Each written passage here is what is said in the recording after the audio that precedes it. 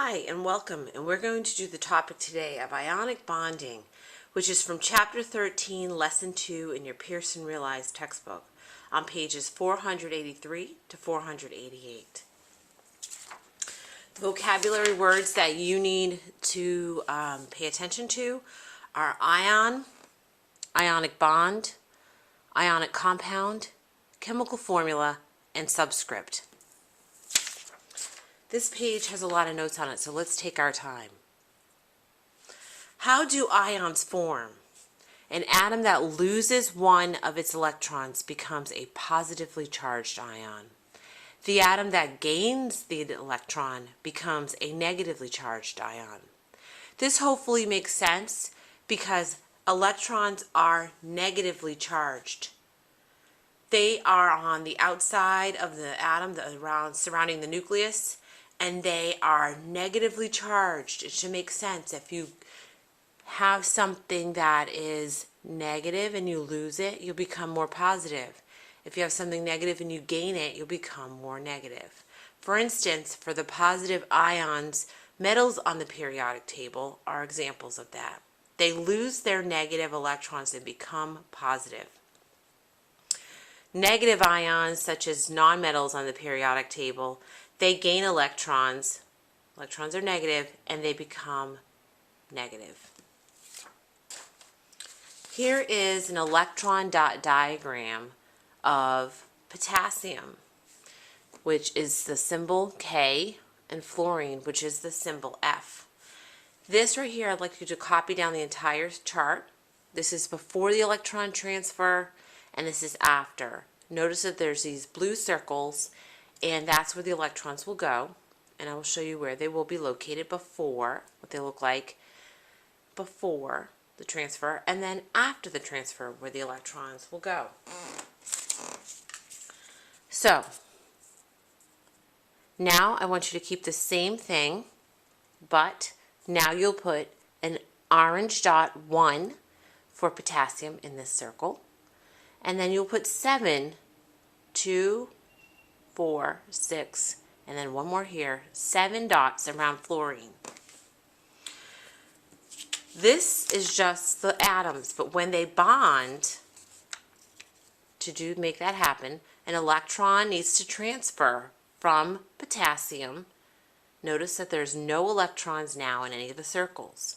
Over to fluorine, notice it had gained an extra one, and the symbol has now a charge. Potassium is a positive charge and fluorine is a negative charge because of the transfer of the electrons.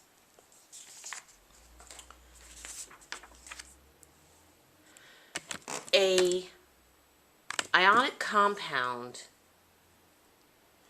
such as sodium chloride, this is how it comes together to make this compound. The sodium, which is a metal, transfers the electron over to chlorine, which is a nonmetal. Once it does that, sodium must be right next to chlorine to keep that transfer, and it becomes positive, and chlorine, because it's right next to it, gain that electron and becomes more negative. When atoms are attracted and bonds with the opposite charge, it becomes an ionic compound. They stick together, and it's kind of cute. Ionic bonds are when two opposite charges are attracted. For instance, these are all metals, and notice that they're all positive. Depending on how many electrons they transferred, they removed and given to the nonmetals, which are all on this side. This is lithium. It gave away 1 to iodine, becoming lithium iodide. Potassium, notice it's positive because it gave away 1 to bromine, and it becomes potassium bromide. This is sodium. Notice it has a positive, and then it has 1 that it gave away to chlorine, becoming sodium chloride. This is magnesium. Notice the symbol is positive 2 because it gave 2 electrons, because it's 2 in the outer level, 2 oxygen, which needs 2, and it becomes magnesium oxide. The last thing I need to explain to you, to make sure you have in your notes, is about a chemical formula. So all of this bonding is basically leading up to this. A chemical formula is the element symbol and the ratio of the compound. So when we say something like magnesium chloride, the symbol magnesium and chlorine is Mg for magnesium and Cl for chlorine, and the subscript 2. The subscript tells you the ratio. The ratio of magnesium to chloride ions is 1 to 2.